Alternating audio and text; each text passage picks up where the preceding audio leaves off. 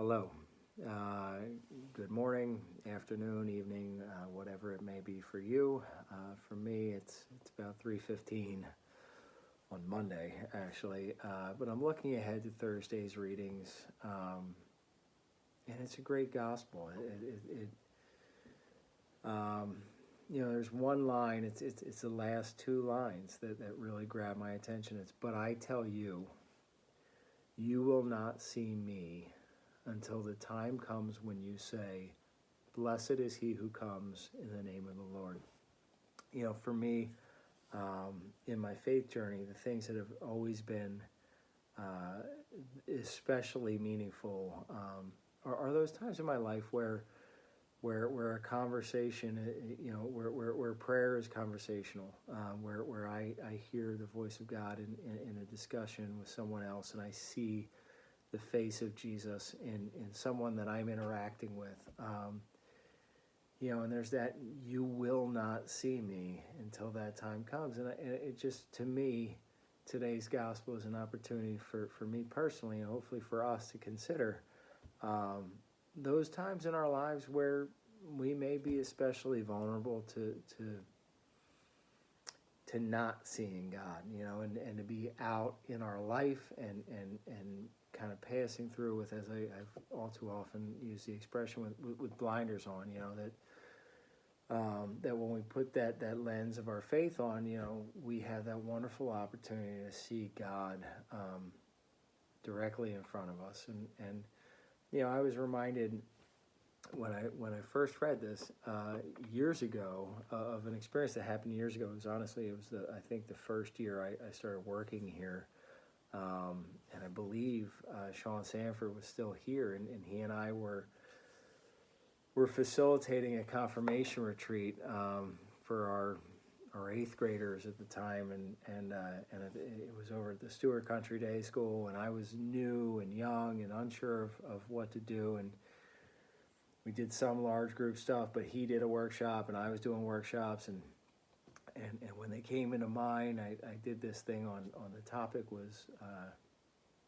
being called to a life of sacrifice. But at one point, there were some stories that had to do with bullying and things like that, and there was one student who, it's not their experience. I'm not talking about anything specific from them, but everybody brings themselves and their life experience. And there's one student who, it was a story where clearly the person who had been bullied was the victim.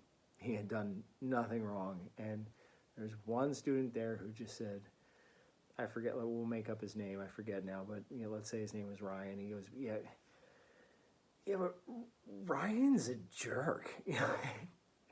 And it was so uncomfortable because I was new here and I really didn't know how to respond. I was so taken aback because I had done this already with another group, and they were just silent and went along and did as was expected of them. And this person was like kind of pushing back. And before I even had the opportunity to share or respond to him, there was one student there who responded, before I could.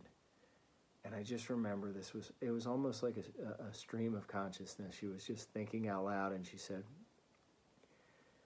"Yeah, but you know what?" And I guess she knew Ryan or whatever his name was. She said, "At the end of this retreat, my mom's going to pick me up, and we're going to drive home, and my brother and sister are probably even going to be in the car, and my mom's going to ask me how the retreat was and how my day at school was, and we're going to get home, and we're going to sit down, and we're going to have dinner together with me and my brother and sister and my mom and my dad, and we're going to all kind of talk about our day, and I'm going to do my homework, and that'll be it.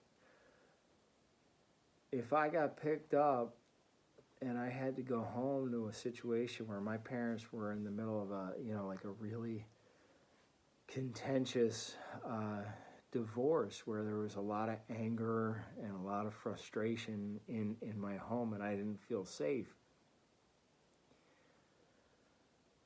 I might be a jerk, and I just remember being so excited that she gets it, that line today, that "you will not see me," that all too often we see the one thing that stands in front, and what we're called to as people of faith is to always say, well, why? Why? If Ryan's being a jerk, why? Because when I ask why, I see the person, and I see the presence of God, and I see where the God is in them, and I can love them for who they are. But when I look at all the superficial stuff that many of us are really getting caught up with, especially in what's coming up with election and all that kind of stuff, it's so easy to get caught in the surface, superficial things, and forget that all of us, are the presence of God to somebody else. And we all have the opportunity to see that in one another if we look at each other actively seeking it. And so my hope is that for today, all of us can actively look for God in our lives. As always, listen to the voice and look for the face. And also, the one other thing I'll say before I go is, I know other members of the staff here have referenced this, but next week is, as a member of the staff, I remember watching the Easter Vigil on a television and making the very best of it, but knowing that it wasn't what, if there's one thing that St. Charles, the Catholic community of St. Charles is, people think of the Easter Triduum, and we didn't have it, or what we had was different. The beginning of next week from Sunday to Wednesday, it's kind of like a version of that, that I hope that if you are here and you are comfortable, that you'll join us in some way, shape, or form, that, we have all saints, all souls, and, the election, we'll have Mass and the Feast of St. Charles,